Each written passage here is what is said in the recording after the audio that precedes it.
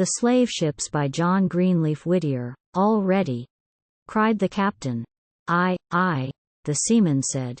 "Heave up the worthless lubbers, the dying and the dead."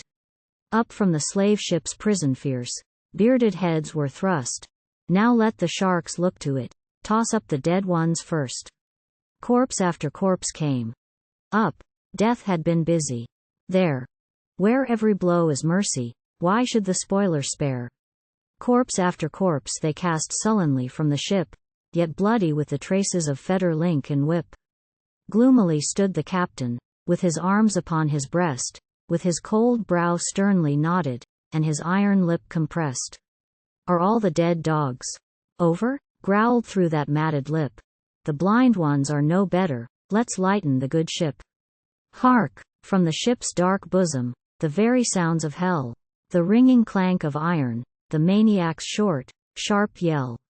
The hoarse, low curse, throat stiff-eyed.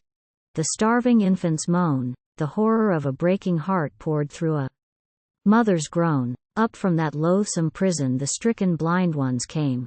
Below, had all been darkness, above, was still the same. Yet the holy breath of heaven was sweetly breathing there, and the heated brow of fever cooled in the soft sea air. Overboard with them, shipmates, cutlass and dirk were plied. Fettered and blind, one after one, plunged down the vessel's side. The saber smote above, beneath, the lean shark lay, waiting with wide and bloody jaw his quick and human prey. God of the earth, what cries rang upward unto thee?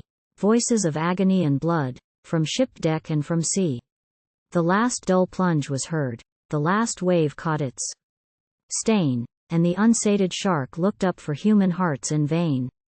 Red glowed the western waters, the setting sun was there, scattering alike on wave and cloud his fiery mesh of hair. Amidst a group in blindness, a solitary eye gazed, from the burdened slaver's deck, into that burning sky. A storm spoke out. The gazer is gathering and at hand. Curse on't, I'd give my other eye for one firm rood of land. And then he laughed, but only his echoed laugh replied, for the blinded and the suffering alone were at his side.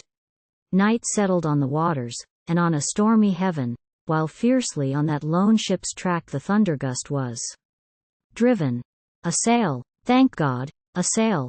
And as the helmsman spoke, up through the stormy murmur a shout of gladness broke. Down came the stranger vessel, unheeding on her way, so near that on the slaver's deck fell off her driven spray. Ho! For the love of mercy, we're perishing and blind. A wail of utter agony came back upon the wind. Help us! For we are stricken with blindness everyone. 10 days we've floated fearfully, unnoting star or sun. Our ship's the slaver Leon, we're but a score on board. Our slaves are all gone over, help, for the love of God. On livid brows of agony the broad red lightning shone, but the roar of wind and thunder stifled the answering groan. Wailed from the broken waters a last despairing cry, as, kindling in the stormy light, the stranger ship went by. In the sunny Guadeloupe a dark-hulled vessel lay, with a crew who noted never the nightfall or the day. The blossom of the orange was white by every stream, and tropic leaf, and flower, and bird were in the warm sunbeam.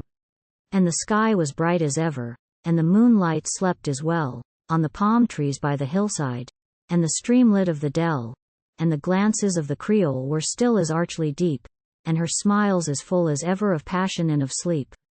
But vain were bird and blossom, the green earth and the sky, and the smile of human faces, to the slaver's darkened eye. At the breaking of the morning, at the star-lit evening time, o'er a world of light and beauty fell the blackness of his crime.